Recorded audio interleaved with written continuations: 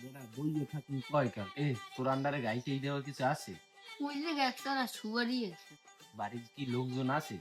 না ল দেখতে লই মানুষজন আছে এই তো দেখ মানুষজন না এবারে গিরেস্তে না, এবারে চুরি করা কোনো ব্যাপারই নেই। এবারে গিরেস্ত হইলে থাকলেও আমরা চুরি করতে পারবো, এবারে কোনো সমস্যা নেই।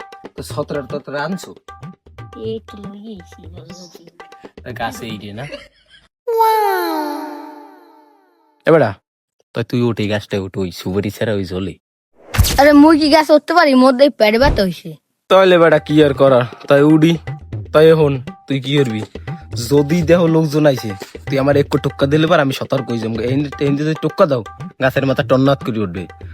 এরপর যদি দেহ যে মগো আরো বিবের সঙ্গে এবার তুই দুগ্গ টোক্কা দিবি, তাহলে আমি একটু সতর্ক হয়ে যাবো। আর তুই যদি দেহ যে আমার কোনো বাঁচার কোনো জায়গা নাই, তুই 3টে টোক্কা দিয়ে তুই কাটিয়ে পড়বি, আমি বেঁচে যাবো মনে। আচ্ছা আচ্ছা তাই আমি গাছে উঠি। ये सब क्या देखना पड़ रहा है? अच्छा है मैं अंधा हूँ।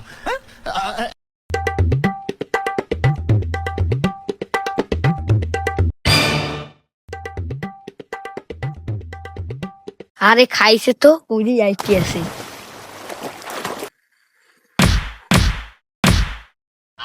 চুরির কপালে মারি হইলে পিছে উঠতে পারলাম না, এর ভিতরে টোক্কা দিছে।